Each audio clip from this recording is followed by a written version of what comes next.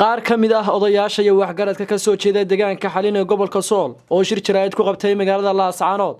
ayaa kaga hadlay arrimo badan oo ay kamid yihiin maxaabiis ay sheegeen in laga sii daayay xabsiga dhexe ee magaalada Laascaanood sidoo kalena waxay ka hadleen odayaashu xaaladda ammaanka magaalada Laascaanood iyagoona eedeymo u soo jeediyay laamaha ammaanka iyo maamulka gobolka Sool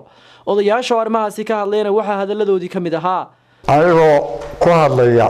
qabiilka Faarax ee afkiisa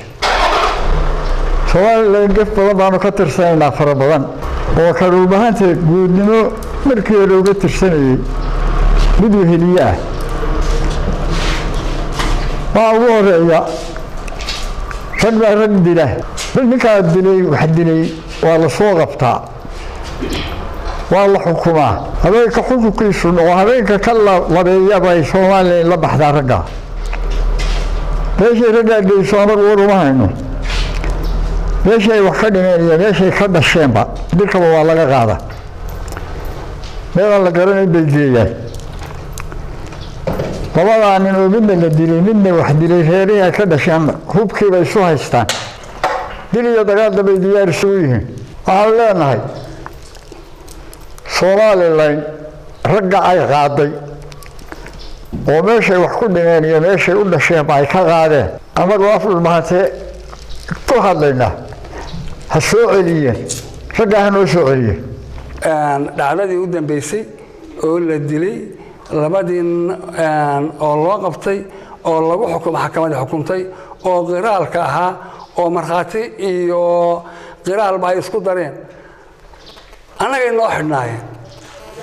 iyadoo aan la ogeysin baa habeen madow la qaaday xagee jiraan xagee loo qaaday waxa qaaday wuxuu ahaa maamulka iyo cid haddii la ku yahay ay mataqaanaa garab siinayeen waxaanu cambaaraynaynaa maamulka ka jira Laascaanood gobolka Sool ee Laascaanood maamulka howlaha ka dhaca Laascaanood uu oogay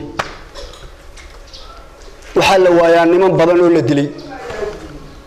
kuwa booliska ahaa iyo kuwa shacaba intaba waa la dilay lama helo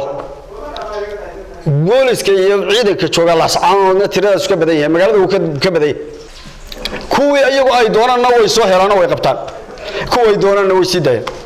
arrintan maamulku uu sameeyo kuwa kacbu sameeyo waarinayoogii hadda nimankii dilay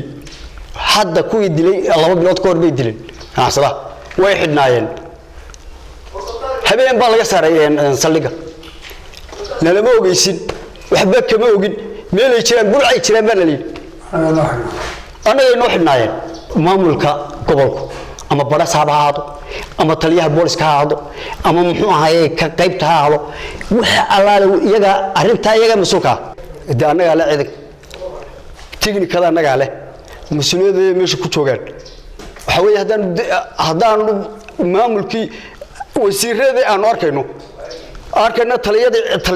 kuwii booliska arkayno barasaabada arkayno maamulka qabka u shaqeynaya arkayno de maxaan ogaynaa ma miyaanan aragti lahayn miyaanan aqoon miyaanan dad ahayn aniga ku hadlaya afkar Faarax Ali maamulka Soomaaliland waa aragtaan qabiiladii iyo beelaha sidii ay isugu jirayaan waxaan ka cudur daaranaa hawshan Soomaaliland lagula kacaso kamaan jawaabi kari waayeen waxaanu eeganaa waxyaalo fara badan oo aysan Soomaaliland eegin